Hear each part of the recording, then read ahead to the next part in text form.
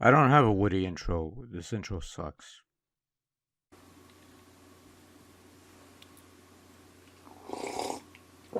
I am kind of nervous about this next thing, but screw it. Might as well go with it.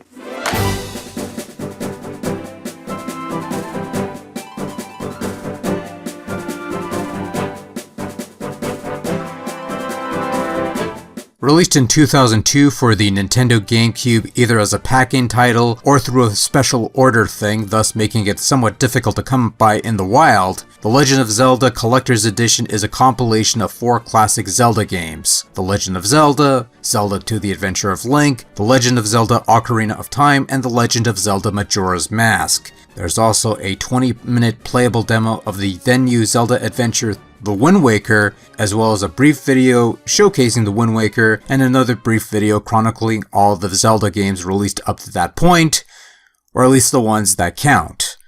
Now, for the sake of brevity, we won't be touching on the games themselves, just the overall collection. It's safe to assume that by this point you've played these games in some form or fashion over the years, or at least have some familiarity with all these games if you've been around the gaming circles, but for those who haven't, The Legend of Zelda is the overhead adventure game that started it all, The Adventure of Link is the superior side-scrolling black sheep, or so they say, Ocarina of Time is the N64 game everybody loves, and Majora's Mask is more of what you got with Ocarina. And before anyone asks, A Link to the Past, the Super Nintendo entry, was available on Game Boy Advance at the time, hence why it's not part of this collection. With that out of the way, what you're getting with this collector's edition is 4 classic Zelda games, almost perfectly emulated on the Gamecube, and play and run about as well as their original versions.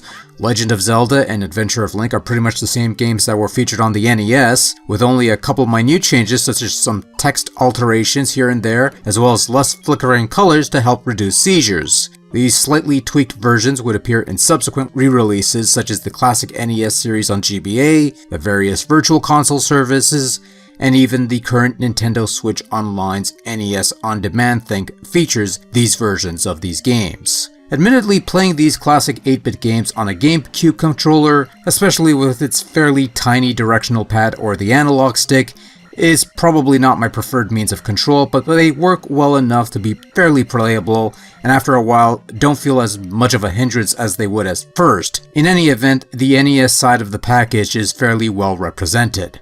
The 2 N64 games also play about as well as their original sources, though I would admit I prefer playing these games on the GameCube controller than the traditional N64 gamepad. As per the original versions, each of these games allow you to store up to 3 save files, provided you have the needed space on your memory card. My familiarity with the N64 games are somewhat minor unfortunately, but from what I could tell, they look and play almost on par with their original counterparts. Although I've heard these games would suffer from some minor graphical and audio fluctuations that would occur on occasion, but these are minor occurrences.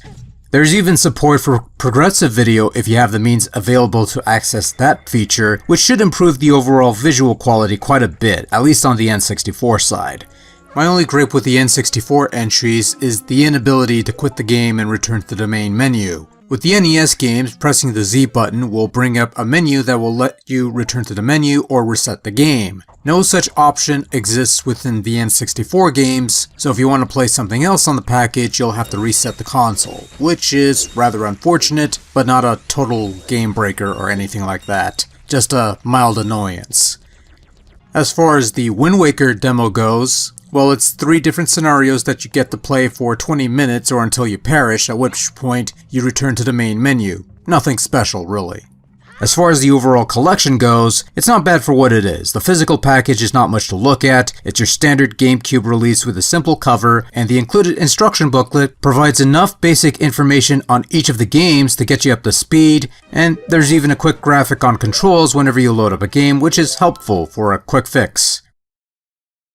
Overall, The Legend of Zelda Collector's Edition is a solid compilation that might be hard to come by these days and may even be a bit on the expensive side, but for fans of the Zelda series, it's a must-have for the sake of possessing 4 of the finest games in the Zelda series. And while there are cheaper and more convenient means of getting these games, having them all under one package doesn't hurt either, and is an otherwise nice addition to the old GameCube library.